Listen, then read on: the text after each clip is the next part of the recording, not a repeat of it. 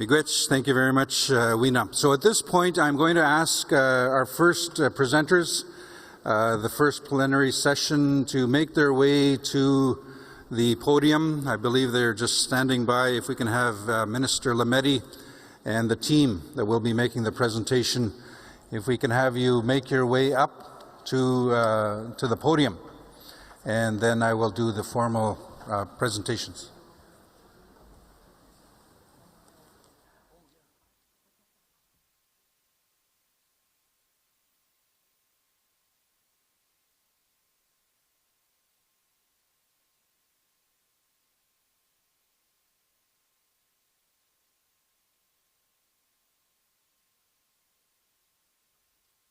So we will proceed. We have, again, this is a hybrid session, a number of chiefs joining virtually.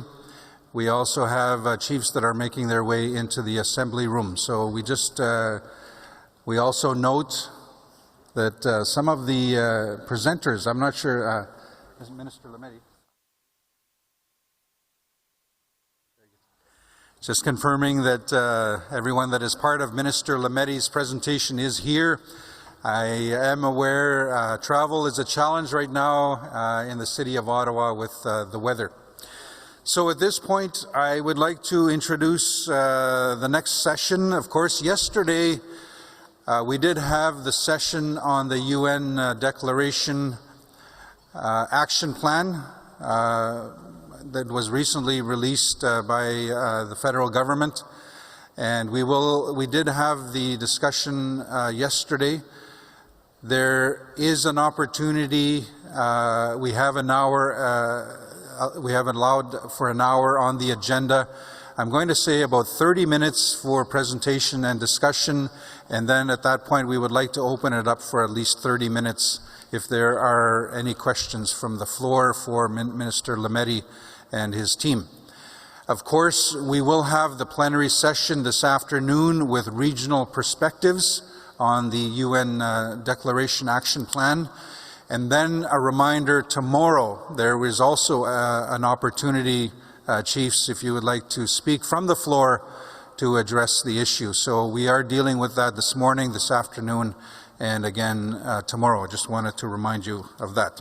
So with the federal government's presentation, I'm going to introduce the Minister of Justice and the Attorney General of Canada, Minister Lametti, who I believe is also with Assistant Deputy Minister Laurie Sargent, who is the ADM present. I don't see Laurie. Okay, we don't see Laurie, but again, there may be a challenge with the weather here in Ottawa. Also, I'm not sure, on the list that I had, we had Director General Keith Smith. I'm not sure if Keith Smith is present, but if not, we have the person that we need here to make the presentation. I'm going to introduce, again, Minister David Lametti.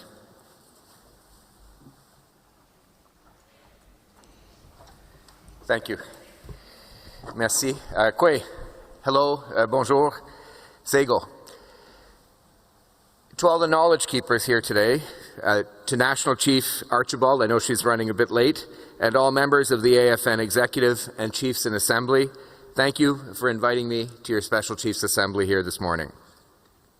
I want to acknowledge, there's Laurie Sargent, I want to acknowledge that we meet today on the traditional and unceded territory of the Algonquin Anishinaabe Nation.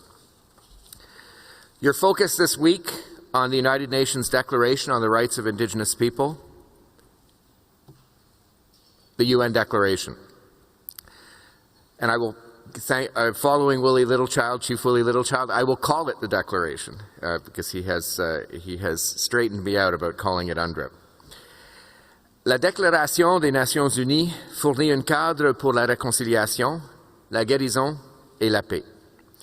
Elle est le fondement de relations de coopération harmonieuses reposant sur les principes de la justice, de la démocratie et du respect des droits de la personne, et la non-discrimination et la bonne foi. Aujourd'hui, j'aimerais faire le point sur la façon dont le gouvernement travaille avec les peuples autochtones en vue de mettre en œuvre la Déclaration des Nations Unies, en prenant appui sur la loi, sur la Déclaration des Nations Unies sur les droits des peuples autochtones. Je veux également souligner les efforts déployés pour présenter une proposition législative visant le recours à des dispositions de non-dérogation comme moyen de garantir que toutes les lois fédérales sont interprétées d'une façon qui confirme les droits ancestraux et issus des traités. Reconciliation is a complex journey, one that requires, at the same time, both urgency and patience. Urgency, because there can be no further delay in our efforts to address the legacy of colonization that have contributed to the discrimination and inequality experienced every day by Indigenous peoples in Canada. Patience, because these are large, transformative steps that we are taking together with implications for First Nations across the country. We are taking every step in partnership with Indigenous peoples, knowing that this is the only way forward. The backbone of reconciliation is the implementation of the UN Declaration on the Rights of Indigenous Peoples. The coming into force of UNDA, the UN Declaration Act, represents a crucial step forward, one that will ensure sustained and continued efforts to recognize, promote, and uphold the human rights of Indigenous peoples in Canada. The Act's passage launched a 2-year process to co-develop an action plan with First Nations, Inuit, and Métis that will guide us in implementing the Declaration at the federal level. Over the last year and a half, our government has worked closely with Indigenous peoples through a broad, inclusive, and distinctions-based consultation and cooperation process. This has included government and Indigenous-led consultations, which ensures the action plan reflects the priorities of Indigenous peoples from coast to coast to coast. We reached an important milestone on March 20th with the release of a What We Learned to Date report and a draft action plan. Those 2 documents will help support the next phase of co-development of the plan. The draft plan is just that. It's a draft. It is not perfect, it is not final, it is not complete. It is, however, a tangible marker of how far we've come together, and it puts us on track to meet the June 2023 deadline.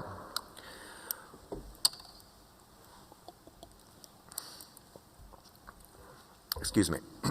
When we met last in December, the timeline for a spring draft felt ambitious, but there's been a strong commitment on all sides, and we've made real progress. Cooperation is the key. This is a process that includes First Nations, Inuit, and Métis rights holders, including modern treaty and self-governing nations, and national and regional Indigenous representative organizations.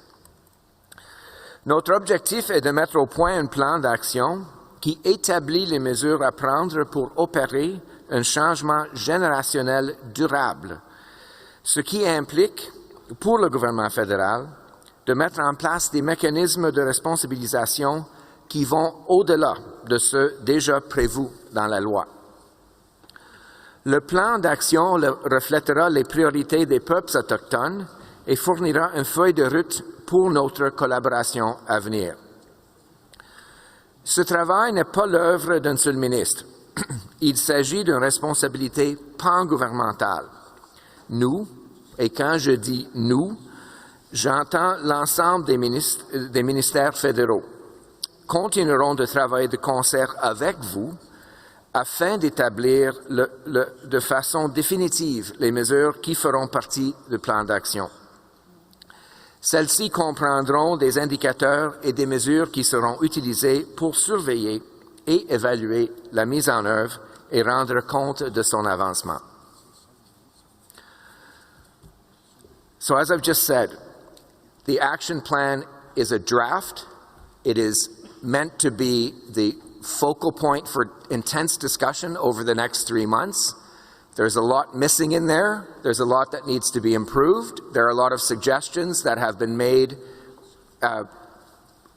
recently by various First Nations groups that have yet to be incorporated in, and there's still a lot of dialogue that will continue focusing on the strengths and weaknesses of that draft. But it is just a draft, and that is the intense work that is going to come for the next few months.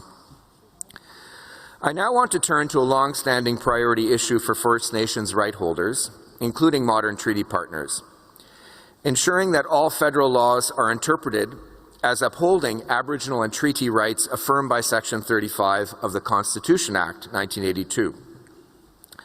Last month, we released another draft, a draft legislative proposal to include a non-derogation clause in the Federal Interpretation Act, which would apply to all federal enactments.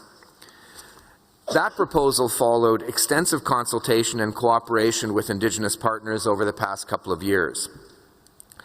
The draft legislative proposal is now posted on the Justice Canada website and will remain online and open for comments until April 14th.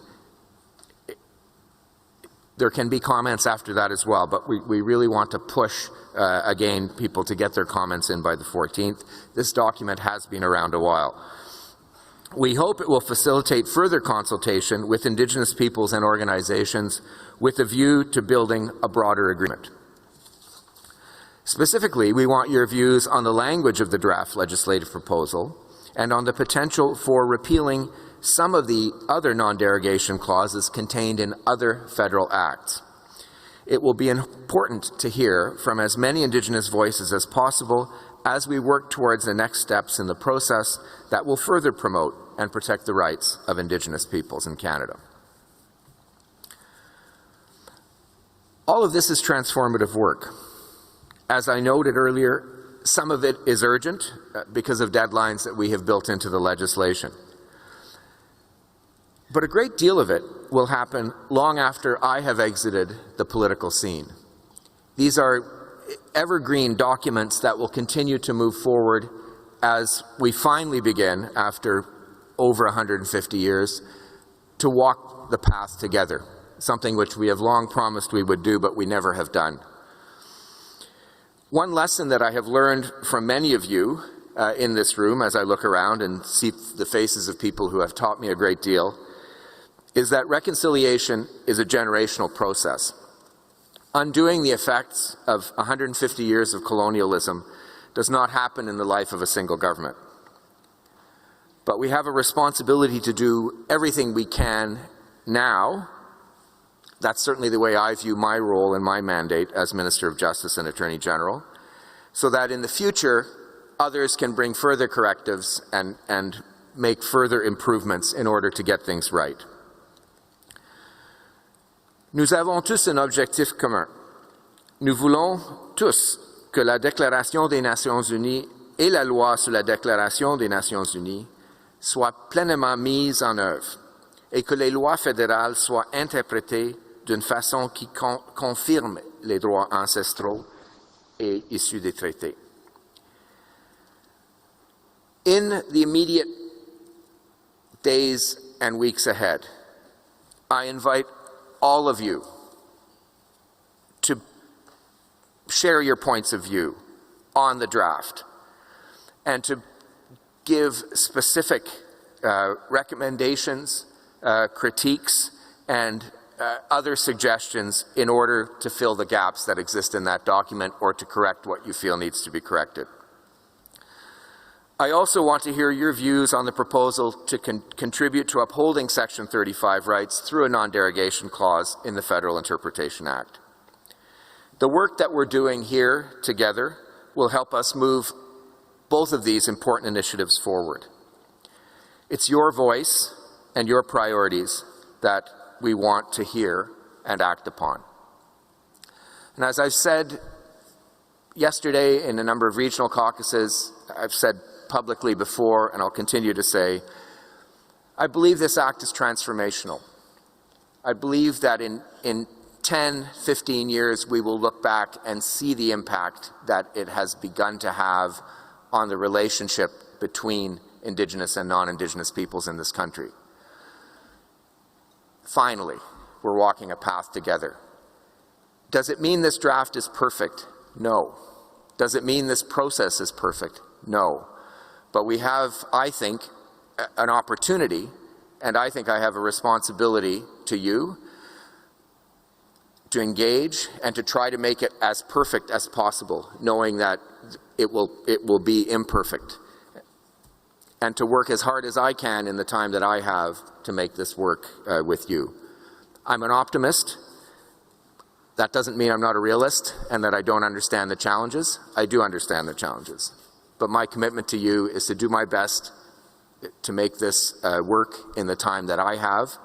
And I truly hope that over the next 3 months, the level of engagement will be such that we refine the draft to get to an action plan that we're all happy with and will represent the next step forward as a roadmap for reconciliation in the future. Thank you. Merci. Megwich. Niawan.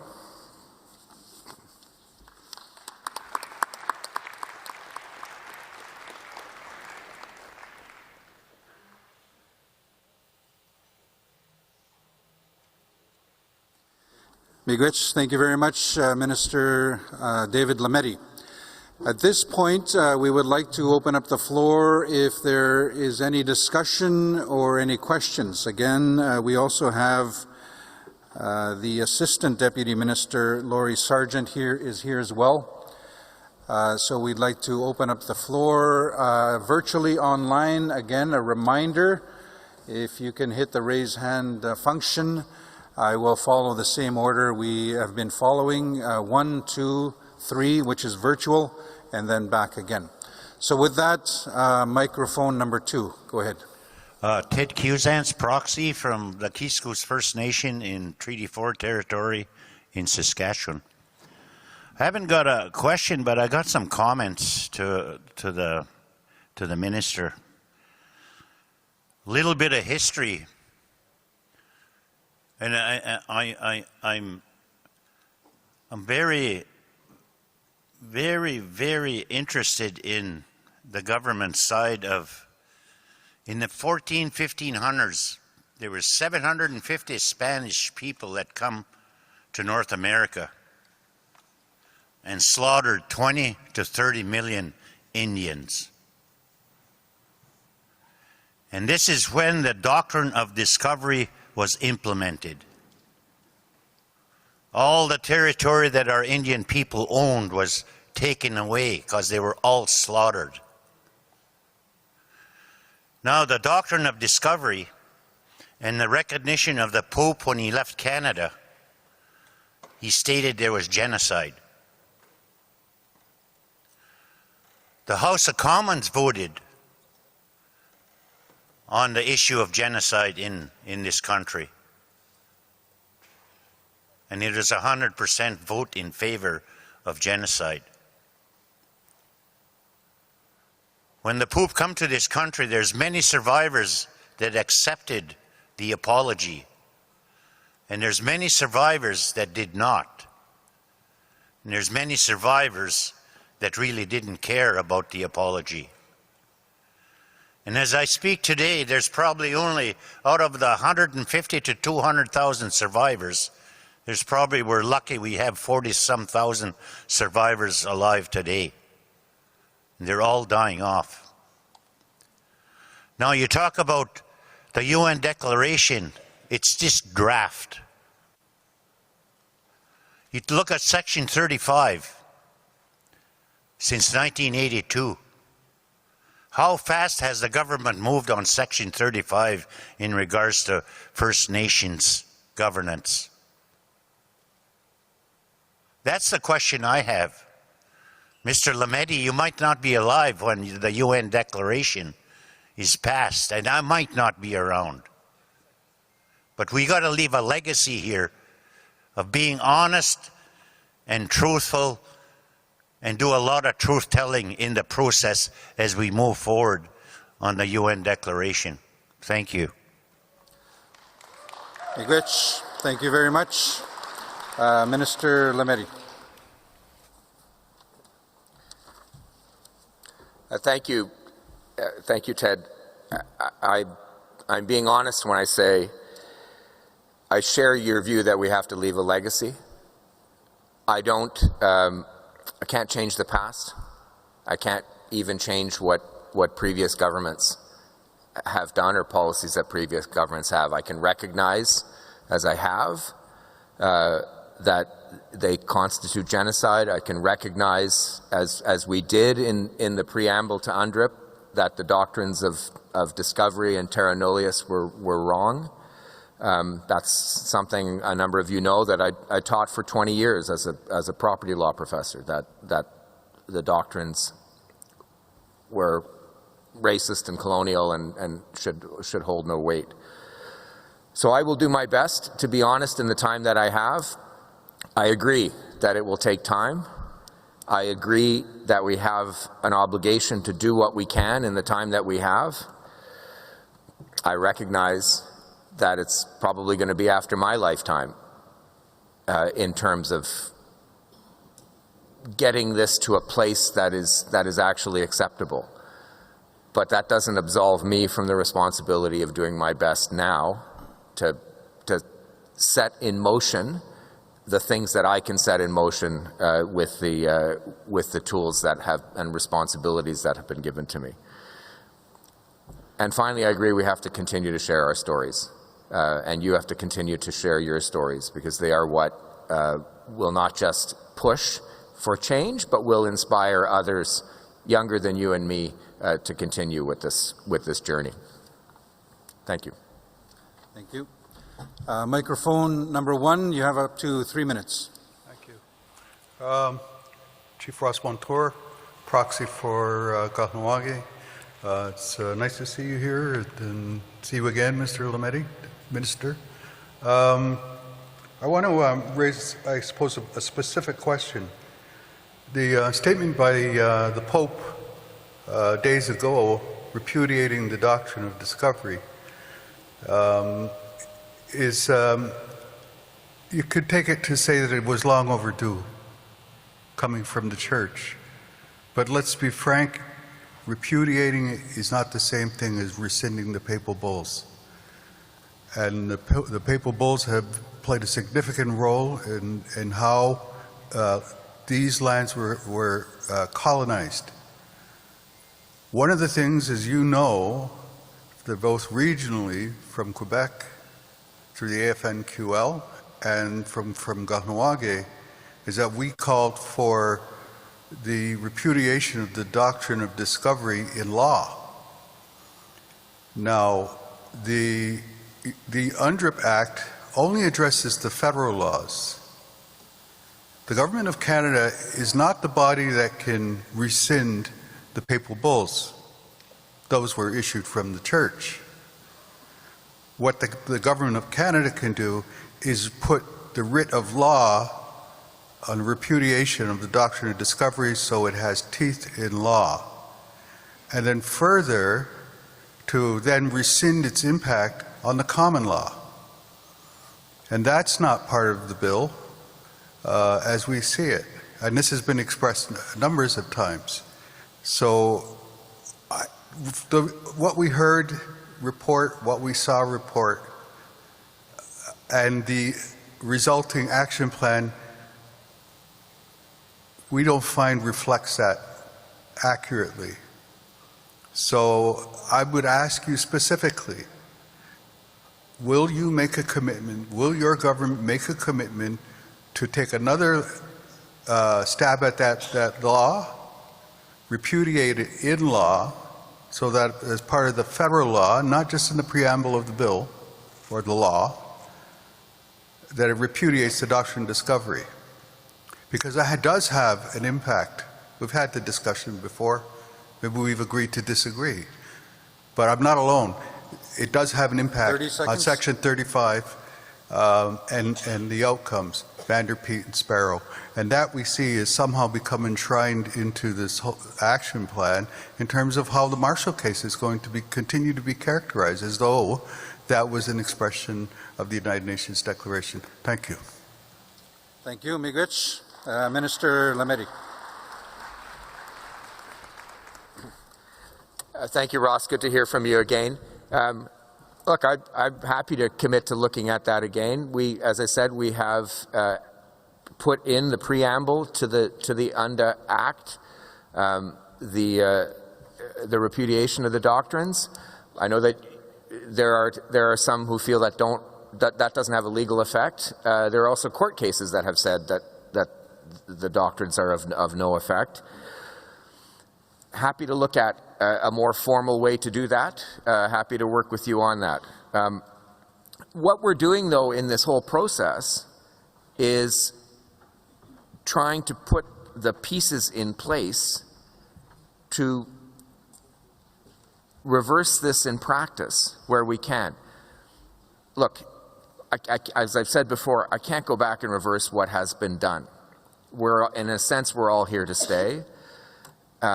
We need to find a path that reverses what we can reverse, compensates for what we can't reverse, and allows us to move forward in a positive fashion. And I'm always happy to work through and discuss ways in which to do that formally through the law or through politics. Thank you, Minister Lametti. Just a reminder, Chiefs, you have up to 3 minutes. I'll give you a friendly reminder when the time is almost up. But if you could state your name, your title, and the First Nation. Microphone number 2, please. Good morning. Regina Crowchild, Tsuut'ina proxy for Tsuut'ina Nation. You know, I agree with you. You can't undo the past. I also agree with you that the draft is not perfect. Those I totally agree with. And we can't change the past. But the issue is, what are you willing to do in the future? Canada assumed title over our territories and our peoples. But we're equal to every other peoples in this world. And Canada is very good at going around promoting and going after countries for the rights of the people, human rights. So when is Canada going to really look at our human rights? We are here.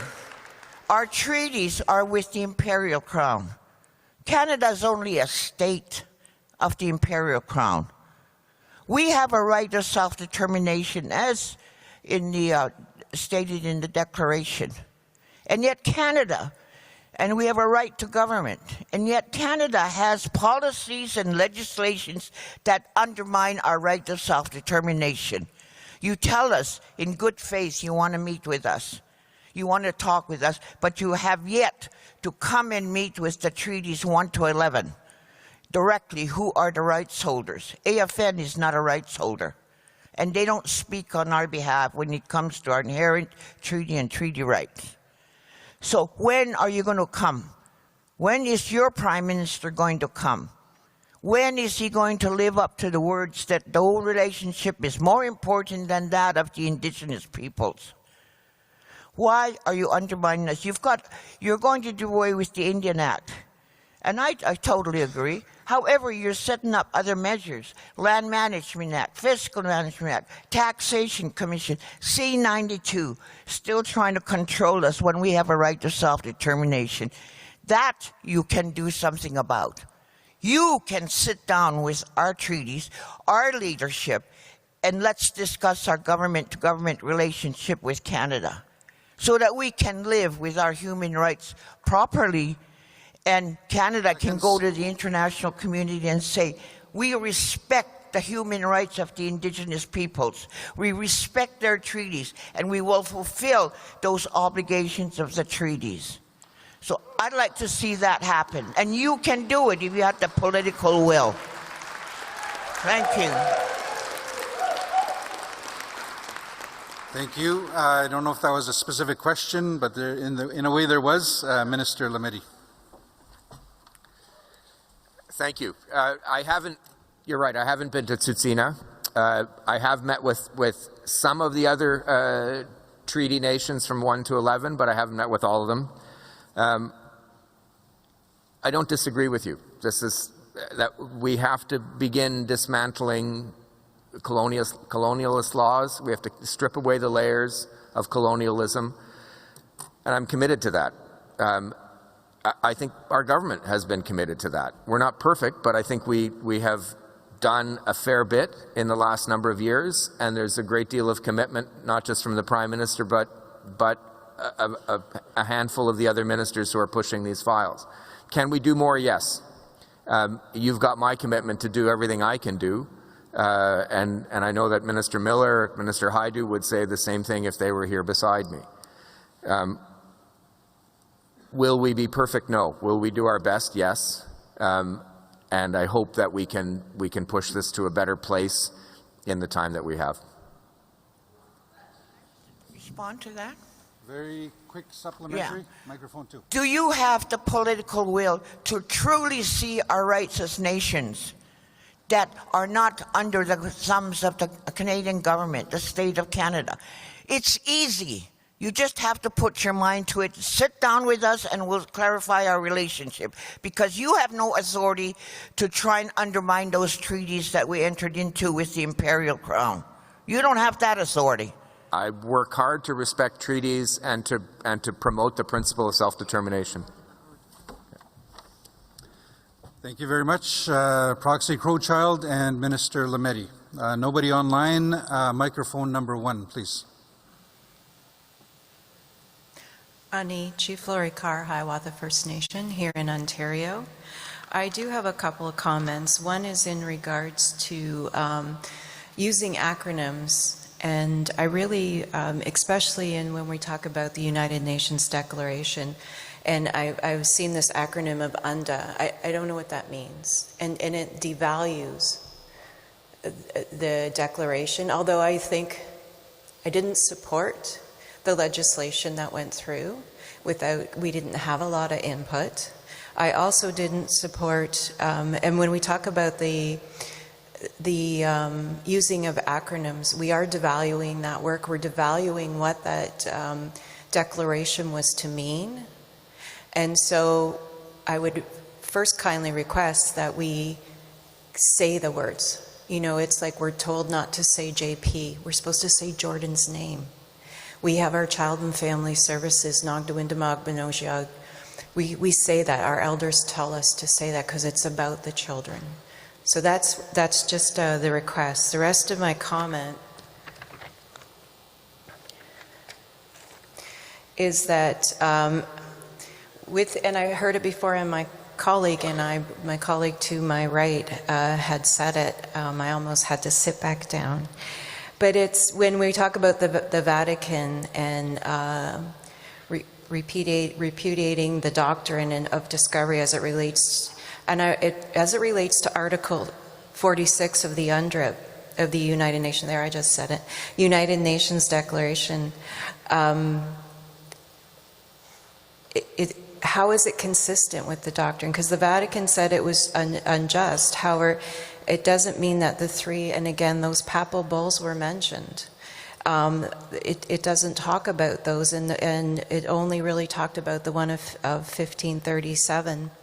So I think that Canada, they've used the doctrine as a foundation for the theft and underlying title of our lands, which now articles back to 46. I'm circling back to Article 46, and what does that mean? And what do we all need to be aware of? There's much smarter people than I am in this room, and I really think that we need to have those discussions. What's the legal complications? What are the political analysis? What does this mean? And you said we have 3 months to do this. What's the rush? My colleague over here, Regina, she just said, or somebody over here had just said, the Section 35, or you haven't, it's been for years, since 1982, and nothing's been done, and now we're rushing this, so that always makes me leery. The second part is I agreed when somebody had mentioned the need for Canada or the Supreme Court to take those parts where they use the doctrine in laws and remove those parts, not to use that doctrine too. And then we get into a whole other issue. So this is much bigger. Thank you, Chief. I forgot to remind you about the time. You did. If you can close, please. Yeah, no, I'm good. That's it. Thank you. Thank you very much. Minister Lametti. Thank you, Chief Laurie. I'm going to move backwards, if you don't mind. So, what we're doing in the next 3 months is agreeing to an action plan, a roadmap. We're doing that because it's in the legislation that we passed 1.5 years ago. It's 2 years because of a compromise that I reached with the former National Chief Perry Bellegarde. I had wanted 3 years. Former National Chief said, no, we've got to push this. Let's get it done in 1. And we came up with 2. So that's in the law. Other organizations have contributed. So on the Inuit Métis side, they've all been working. A lot of people in this room have been working hard to meet that deadline. But it's a deadline for the action plan. It's not a deadline for the work. The work is going to continue to be done. And in a sense, the action plan, as the work gets done, will continue to be an evergreen document. It will continue to evolve as we push the process of decolonization and reconciliation forward.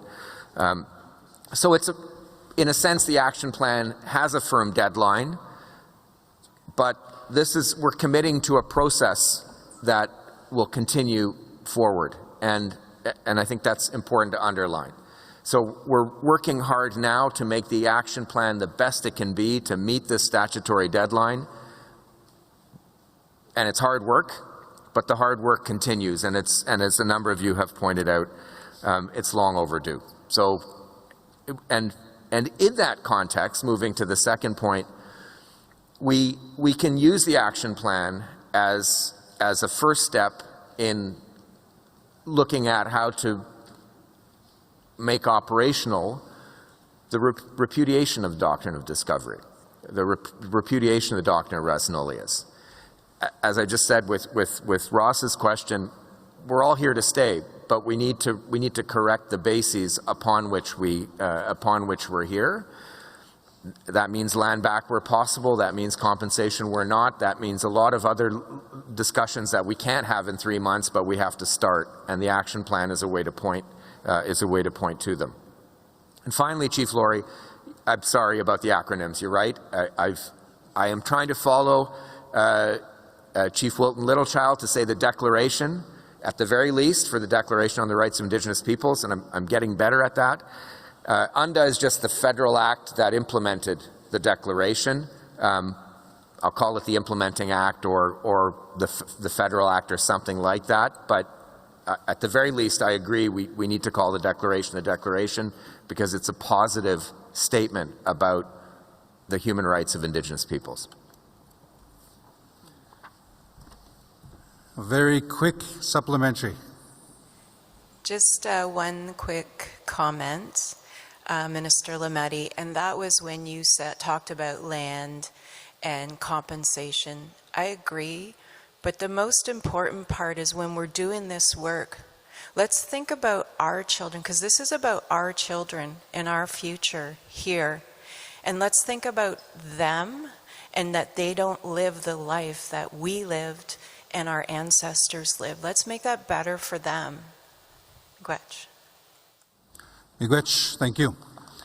So we have, Chiefs, we have, looks like 8 people at the microphones in the room, nobody online. At this point, I'm going to close the speakers list with those that are at the microphones. But we have 15 minutes. Minister Lametti has a commitment at 11 a.m. So what I'm going to suggest is we'll go to 3 speakers, and then I'll have the minister respond, and we'll see how much time is left. So with that, microphone number 2, 3 minutes. Okay, thank you. Gunchish Masiti, Minister, good to see you again. Long time no see. Saw you on Friday with Goch Nau and Kochahan. Just wanted to thank you again and your staff for looking after me when I was meeting, hobbling over to meet you. My name is Dwayne Castano Kwa. I'm the proxy for Teslin Tlingit Council. We're a self-governing First Nation in the Yukon.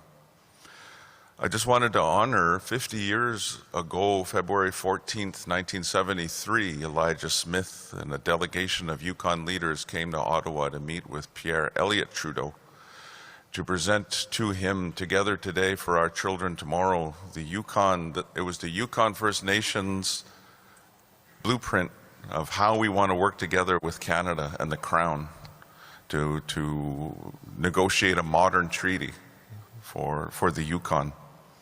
It took 20 years to come up with a final agreement for Tezinklinka Council. We were one of the first 4 to sign.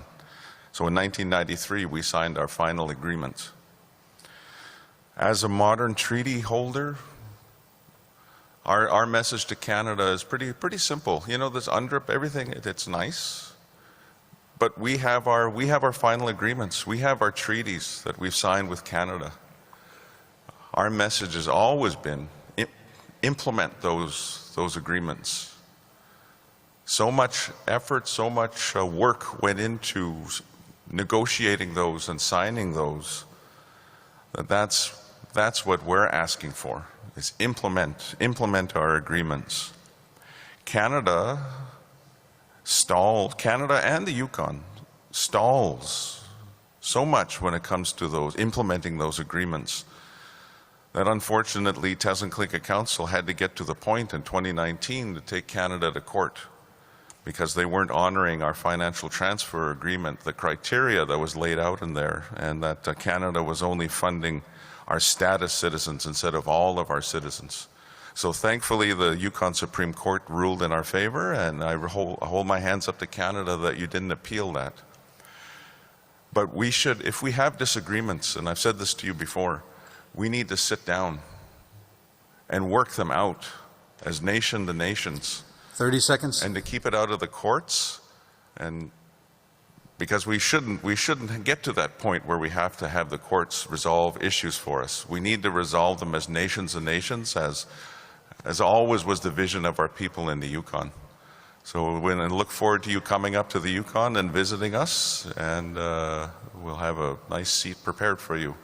So, merci beaucoup. Thank you very much. Thank you very much.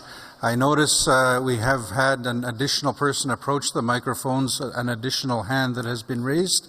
I had already closed the speakers list. We'll see how much time is available, but we will only have until 11 o'clock. Microphone number 1, up to 3 minutes. Tinigi mercy Joe, Bedabia, Kitatamiskat now, Tanigo Peak School. I acknowledge the executive up there, National Chief. Grand Chief Brian Hardlott from Prince Albert Grand Council. I say good morning there, Minister. From the Prince Albert Grand Council, we certainly appreciate the work that's being done with the declaration, the roadmap for reconciliation, as you call it, although a draft. I commend you for working with Willie Littlechild from Alberta, a very experienced person, a lawyer that is doing the work. So I appreciate the work. Much work to be done, Minister. Again, we'd just like to, I have here Alvin Mustus from the James Cree Nation. Again, Minister, we want to say what we said yesterday, and that's to rescind the Act, the Natural Resource Transfer Act, that affect the provinces of Manitoba, Saskatchewan, and Alberta. That's what we're asking you, Minister, as an action item with a statement. It affects our treaty right, of course, and with the Sask First Act that you hear about there, and it's to do with natural resources, Indian natural resources. So we ask you, and this is Elvin standing beside me here from the James Smith Cree Nation, for the record, there, Minister. So we're asking that. Thank you very much. Again, I'll say, again, I said it yesterday, in part of this roadmap, community safety has to be part of that. And again, I'll mention, Minister, the federal crown prosecutors that used to be able to defend our bylaws, First Nations bylaws in our First Nations. We ask you to put that person in place again. So our bylaws, again, are enforced. With some of the First Nations that have self-administered policing, enforced by them, but those that don't, enforced by the RCMP, or the RCMP don't enforce it. It's about community safety, Minister. Making our communities, that response time, about community safety. So we thank you for that. I remind you, but mention the young man I talked about yesterday, under the federal law, with medical assisted dying. He passed on about 5 o'clock yesterday. Sadly, the only option with that law, they took advantage of the law, that was their only option. 30 seconds. I just wanted to mention that to you and to the delegation here. Over here, if I can ask very quickly here, 20 minutes, Red Earth Cree Nation Chief, if you can step up. Minister, they just want a briefing. Is the new chief, Zachary Whitecap, newly elected, on where they're at in their initiative with justice, the good work that Red Earth Cree Nation is doing. So they just want a briefing on that as soon as possible. I think that's what the chief is asking for. Thank you, Chief. Minister, from the Prince Albert Grand Council. Tinige, Mercy Joe, Bedavia. Miigwech, Kanaskaman. Microphone 2. Good morning. Bonjour, Sego, Chief Don Miracle, Mohawk Sabay Quinny. Good morning, Minister, for attending our meeting this morning. Much appreciate you being here, Mr. Lametti. Canada exports natural resources to other countries. They earn trillions of dollars in revenues from those resources. Those resources were given to the provinces without ever asking one Indian if it was okay to do that, or what benefits would the First Nations expect to receive by the Canada consenting to that arrangement. Canada inherited rights and obligations, as Chief Crowchild said, from the imperial treaties that were made with our people. These treaties go back to the time when Europeans first came to our shores, beginning with our people, the Two-Row Wampum Treaty, and other pre-Confederation treaties that were made since, recognized what Canada's obligations would be to our people. We see that as foundational in our rights. When Canada repatriated the Constitution in 1982, the first draft was to recognize the Aboriginal and treaty rights of our people.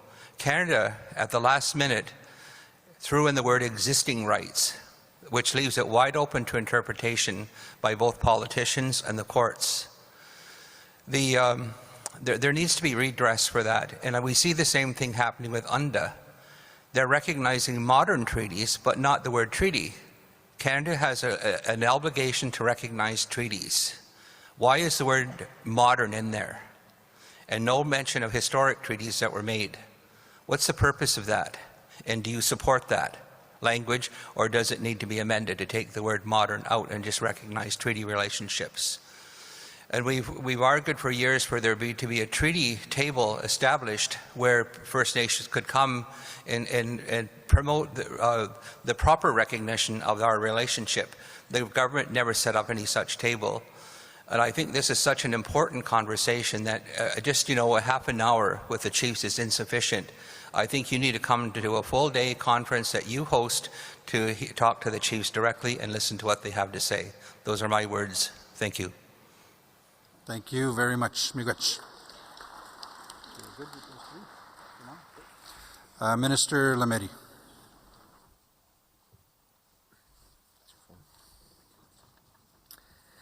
Thank you. Thanks for all of those interventions. I will get up to Teslin Tlingit, hopefully very soon. It is about, implementing those modern treaties are critically important, and I take the point, the very fundamental point, that Canada has lagged, and I will do my best again to work with my colleagues to push those processes as we move forward. Saskatchewan, first of all, my condolences to the family and friends of the young man who chose MAID in your community. I understand the circumstances, and they're always tragic. And I certainly will reach out to Chief Whitecap at Red Earth. I'm not sure where you are in the room, but my team will take care of that. I know that you have good ideas and a good project moving forward. I also take on point from Chief Brian and Prince Albert, as well as the chief from James Smith Cree Nation, that community safety is critically important, and I know that by law enforcement is critically important for a lot of people in this room, not just for the community in Prince Albert. And we'll continue to work to try to find solutions, individual solutions in particular places. And I know that you have a particular desire to get a federal officer back. There are other places where there are tripartite tables happening between the federal government, the province, and treaty nations or individual nations. And so I appreciate how important that is at a local level and how important community safety is. I'll work with Minister Mendocino. It's his portfolio primarily, but I'll work with him to push for results there. I take from Chief Brian, also from Chief Don Miracle, the point about the natural resources transfer agreement. Chief Miracle did it indirectly. Chief Brian did it directly. And you're on the record for that. I obviously can't pronounce on that right now, but I do commit to looking at that. It won't be uncontroversial, is the only thing I would say with a bit of a smile. Chief Don Miracle, good to see you again. And I take the point about exiting natural resources.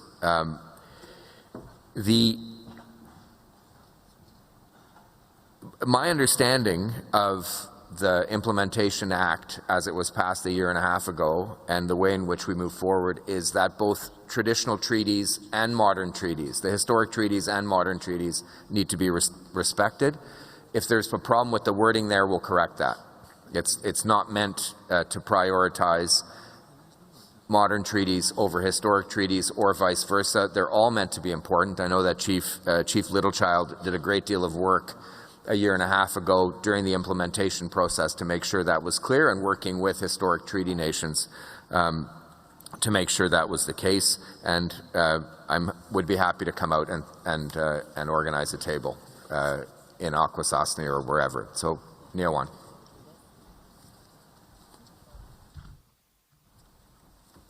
Very quick supplementary, very quick, microphone number 2. Thank you for agreeing to come out to meet with the Haudenosaunee. I appreciate that, either at Akwesasne or someplace else. But my request was to you to host an assembly of all the chiefs across Canada, so they have an opportunity to address their concerns before this June 21st, 2023 deadline. That might be a little tougher. My understanding is that was the purpose of this gathering today. But I'm not going to say no. I'm just going to say that would be tough, is what I would say. Thank you very much. It's now 11 o'clock, and I know that we did start a little bit late, so I'm going to push a little bit on the time for the minister. I'm going to see if we can take at least 2 more. Very quickly, microphone 1. And you have up to 3 minutes, but if you can make it brief, that would be great. Go ahead. I will do my best. Gawikajiton. Ani Gimak na Kijepawan. Ani Gwekojwebuk. Any Minjandang, Minister Lametti. That would be the title of your title in my language, Gwekojwebuk, for justice. I'm here today to take this opportunity to ask you a very important question, 3 of them. The first question is on prosecutorial issues within First Nations. The government, before any reform is discussed, continues to have a fiduciary responsibility to all First Nations. I can go and to any council meeting. I can chair a council meeting. Our next one is April 17th, and we can pass no trespass bylaws. We can pass no trespass BCRs, but we don't have a way to prosecute those things. And I would like to take those BCRs, so I would like to ask for you to respond to that, and I would like to formally and on record repudiate the government's absolving themselves of prosecutions according to Section 30 of the Indian Act. I unfortunately have to come to you under the Indian Act because we don't have any other recourse under federal law. And the result of that, absolving yourselves of any fines that could be levied upon those who are not wanted in our community, involves the Southern Ontario drug issue coming to my community. We have those who traffic in drugs who mock us, laugh at leadership and say there's nothing you can do. We're going to set up shop here and there is absolutely nothing that you can do about it. And essentially, those folks who are not wanted in my community, that ravage our community with the effects of drugs and the drug trafficking. 30 seconds. Suffer the consequence of the government's just simply not doing the job that is required legislatively. Instead, you offer $35,000, and I would like to ask you, you commit to prosecuting these issues with $35,000 annually. A response, please, Miigwech. Miigwech, thank you. Microphone 2, up to 3 minutes. I want to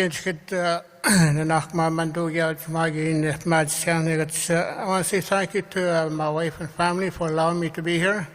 And also a big thank you to my friend Chief Brennan Sunop to be his proxy from Wabika First Nation. Thank you to the people of Wabika. First thing I want to do is I want to introduce you to my big little sister. Her name is Cecilia Big from Kitchener-Merksabin-Newag. She is standing up now.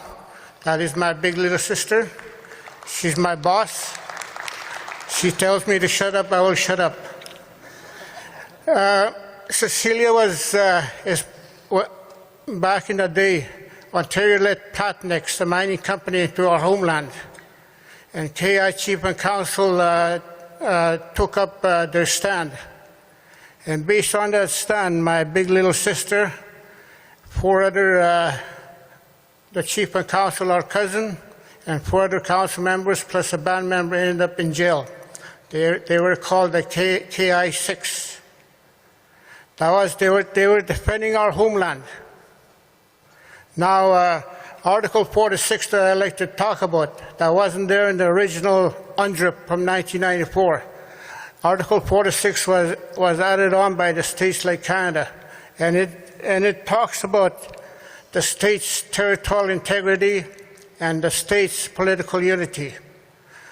My question is, how are you going to reconcile that, what the states are saying about our homeland and what we say about our homeland, that we will protect our homeland? What are you going to say?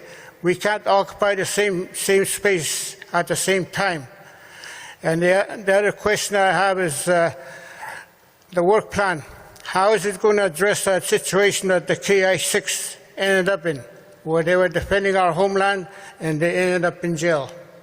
So those are my 2 questions. What is Canada's understanding and stand on Article 46? Do they have territorial integrity over my homeland, our homeland? Do they have political unity over our people? Are we required to become your Aboriginal Canadians? And our homeland 30 seconds. Becomes your land. I'm here, Minaguk. I know my time. Miigwech, thank you. I'm looking at the time, and we do have a few minutes. I'm trying to push to, we started late. We started at 10 after, so I'm looking at 10 after. So, Minister, I'm going to take one more. and I don't know if you want to help out the person behind you. I'll say Oguma, Chief White, I will say. Microphone number 1. Aha, miigwech, Josh Kone Kutentigo, Bijiun do tem. What again, not to come on in Anishinabe, Treaty 3. Minister Lametti, I have to say, as a former Grand Chief of Wichita in Treaty 3 and a chief in my community for 8 years, are you aware Treaty 3 is going to commemorate 150 years of treaty this year?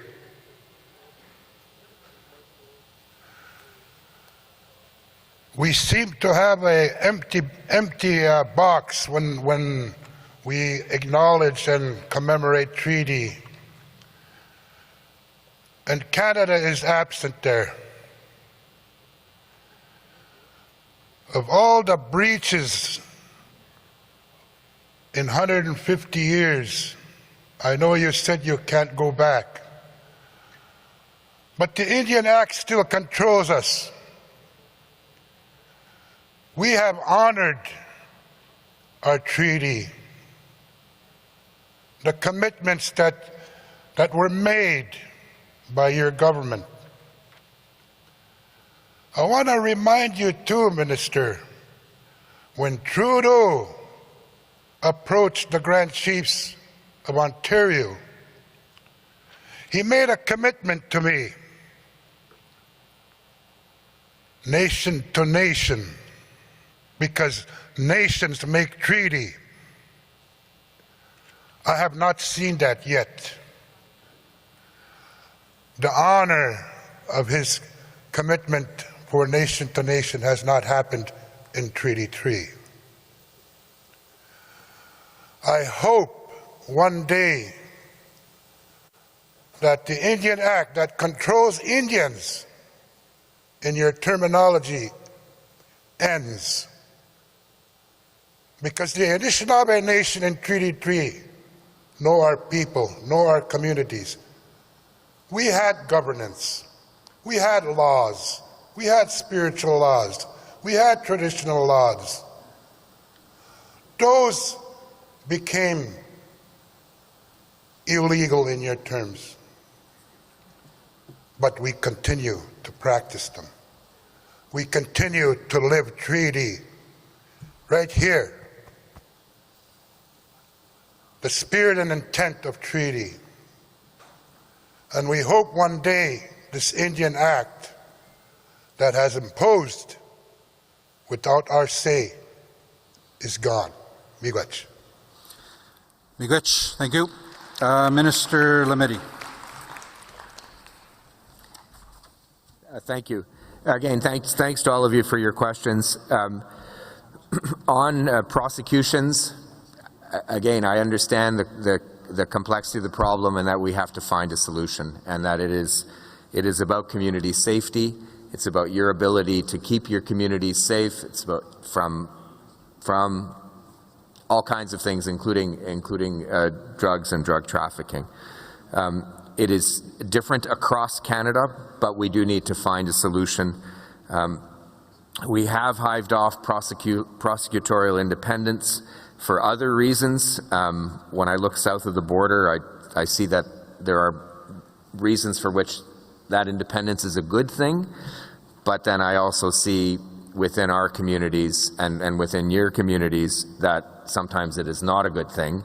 And so we need to find a solution. And I'm working in some places on that solution with Minister Mendicino and with Indigenous leadership, but we need to move more quickly and we need to find a solution.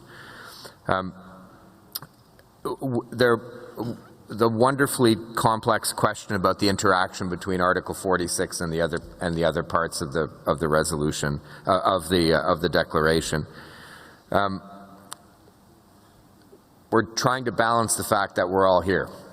And yes, there's an assertion of territorial integrity in Article 46, but it is also subject to all of the other rights that are articulated in the Declaration. And so we have to, the action plan is the first step, but the rest of the journey, we have to work together to find the right balances. And what I can say as a result of the Declaration is that the kinds of projects that landed members of your community in jail, hopefully through FPIC, free, prior and informed consent, will never happen again.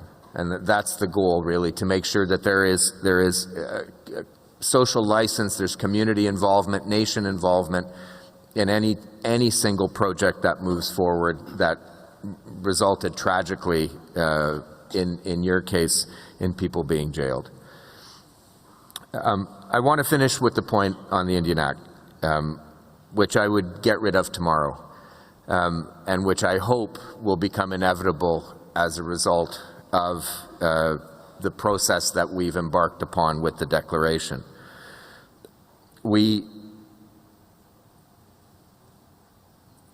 need to recognize, as the Declaration does, that we're talking about human rights, and that an act like the Indian Act, it doesn't completely undermines those rights. I can say, Chief White Duck, that both the Prime Minister and Minister Miller take treaties seriously, and the importance of those historic treaties very seriously.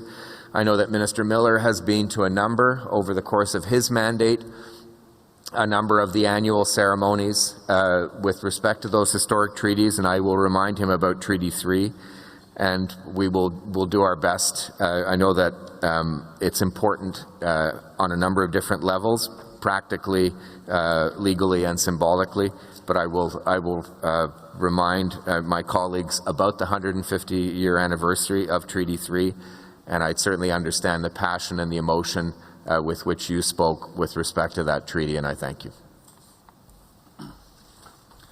Thank you, Minister Lametti. I know the Minister has another meeting that he has to go to. I've been informed it is a caucus session. It is an AFN caucus session. We did get the clear message here that it's important to deal with the national issues here in the Assembly, so I'm going to actually sort of beg for some forgiveness. I know you're late, but there are other questions, so I'm going to put you on the spot, and I'm going to allow for very quickly a few more and get you off to the caucus session. Again, the caucus session, I beg for forgiveness, but I'd like to do this as quickly as possible. So I'm going to shorten the time allocation. Microphone 2. We did have somebody waiting online. I did cut the speakers list, but I'm going to try and do it very quickly. Microphone 2, and then online, and then quickly microphone 1. So microphone 2, go ahead. John Martin Delwisi, Sama Uchit Kiskabegiak. Good morning. I'm John Martin, Chief from the Kiskabegiak First Nation. And Mr. Minister, I've been listening to you speak, and some concerns that I have. I come from the Quebec region, where Quebec professes its territorial integrity, consistently violating our inherent rights with regards to our title. And you also spoke of decolonization. Well, in Quebec, I have to tell you that colonization is very healthy. And demonstration of that was the recent law that was passed. I wouldn't say recent, I would say the upgrade to the French language law that was passed, C-96, which became C-14. And this law has had an impact on our languages.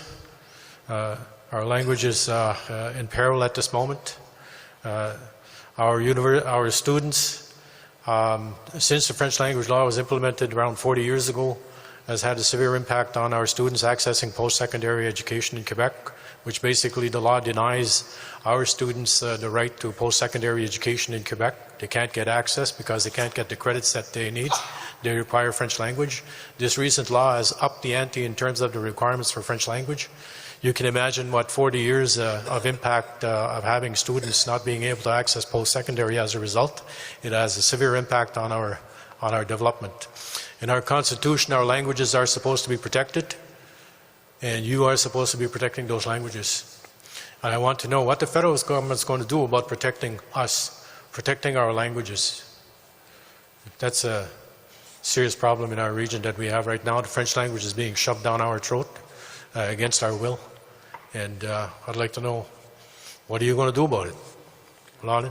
Thank you, Miigwech. I'm going to go to Chief. Excuse me, he's sharing his time with me, so I can get a quick question in. Okay, I didn't hear that. Is that what you're asking?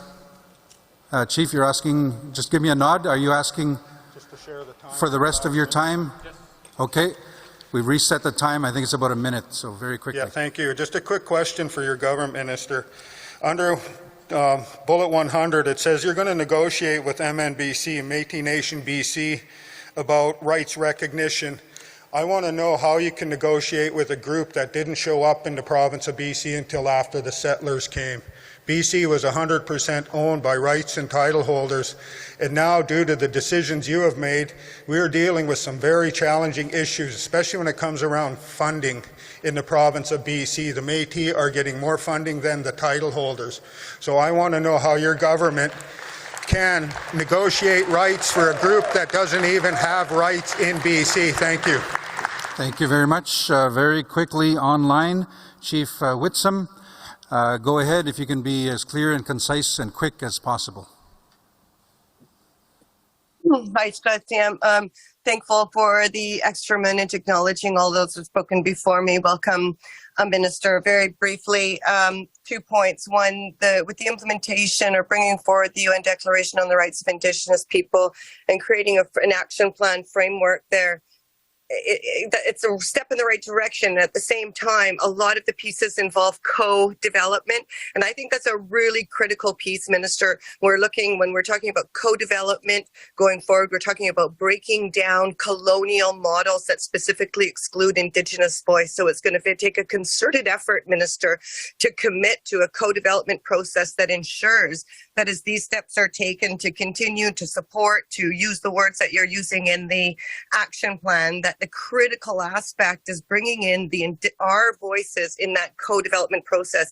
And in British Columbia, we're doing some of that development work in certain areas. It takes a concerted effort. The government is very comfortable in knowing their systems, but the problem is many of those systems, those colonial systems, continue to set aside and not include the rights and voice of our people. So that really concerted process to ensure that we're breaking down those systems that put our Indigenous voice outside of the process when it comes to whether it's the alignment of laws, looking at laws that continue to affect our people in a negative way. Last comment, I think one of the key things that I take from this, Minister, is that when we have a human rights framework for dealing with Indigenous rights, it takes us to a place where finally we're dealing with peoples, not programs. And that's so critical in a shift. And I'll stop there. And I appreciate the extra couple of minutes. But I also agree that submit that in British Columbia, with the work that we've been doing here,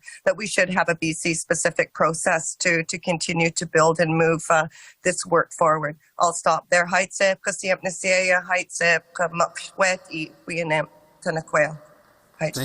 Thank you, Chief Whitson. Microphone 1, again, as brief and quick as possible. Chief Wilfred King, Kiasagi, Nishnabek, Gull Bay First Nation. First of all, I'd like to comment, we're always rushed when we have ministers visiting our assemblies. They come and make these cameo appearances and then they run out the door. The Prime Minister said that the most important relationship is with Indigenous people, and I don't see that when we have ministers come to our meetings and they're rushed out the door. We don't have the time or the opportunity to address important issues. We have First Nations across Canada have traveled a long way to have questions, and yet we're rushed in this process. But I don't have a question, but I would like to yield my time to the Ontario Regional Chief. The rest of my time, he has a quick question. Miigwech. Regional Chief. Miigwech, Gwingos District Cost, Ontario Regional Chief Glenn here. Good morning, Minister. Again, good to see you. Right to the point, Health Accord in Canada, we were not part of, we weren't invited, we should have been. So that leads to my question. I understand the police chiefs across Canada are trying to get a First Minister's meeting or Premier's meeting or whatever their title is. We'd like to, on behalf of the executive, we should be part of that. So please, if it does happen, can each executive for our regions attend with the police? Because I've attended 4 police tests, and that's why this is happening. 9 in total. All of us, I think we're probably in the triple digits of how much we lost since. So I would like to be part of it, and the executive. Thank you. Miigwech, Ontario Regional Chief. With that, I'll turn it over to Minister Lametti for closing comments, and hopefully can touch on some of the last questions. Minister Lametti. Thank you. I'll start with Chief Hare because it's quick on my mind. We are thinking about bail reform. We are reaching out to Indigenous leadership groups to have your views on that because of the spate of violence, particularly with respect to police officers. Chief King, if we're rushed, I feel rushed too. At least you know it was to go to another regional conference. I wasn't leaving the meeting. I was going to actually the Quebec delegation, and I'm attending BC later on, and I attended a couple yesterday. So I am trying to make the time. I know that in this plenary forum it seems rushed, but as a total, I am giving a great deal of time over these 2 days to meeting all the chiefs that I can. With respect to the rights or potential rights of the Métis Nation of British Columbia, I appreciate the delicacy of that, or the difficulty of that issue for a lot of people in this room. The only way we can solve that is through dialogue, and that includes First Nations, and it includes the Métis as well. With respect to Quebec. Again, the irony, I was supposed to go to Chief Martin, I was supposed to go to Quebec, the Quebec regional grouping right now. We're watching 96 quite carefully. I've been in pretty much constant touch with Regional Chief Picard since that bill's passing. I'm obviously watching it because of the preemptive use of the notwithstanding clause and how that touches a certain number of rights. The rights that you have as an Indigenous person aren't subject to that notwithstanding clause, and so we are obviously open to the idea of testing that provision in court. But again, that's something that I'm in discussion with, and I'm happy to continue that discussion with you. But I'm in discussion with Regional Chief Picard. I do understand the impact that it has on Indigenous persons who have English as their language of adoption. We also know we have a responsibility. Bill C-91 was part of it, to protect and promote Indigenous languages, and will continue, I hope. And I think the declaration will give impetus to that moving forward in that regard. Finally, Chief Whitson. I agree that co-development is a term that we need to internalize in a very different way than has been done in the past. I hope that what we can implement with the declaration, with the action plan, and with steps moving forward will necessitate a change in the way we view co-development, whether it's changing existing laws as the declaration requires us to do and as the action plan begins to address, whether it means passing new laws. I think we hopefully will internalize the idea of co-development to a point where change will happen, and I am committed to making that happen with respect to how I do things. I'm going to borrow your line about people, not programs. I think that is outstanding, and I have committed to Regional Chief TG, who I know is there, to continue the dialogue with British Columbia. So thank you. Thank you.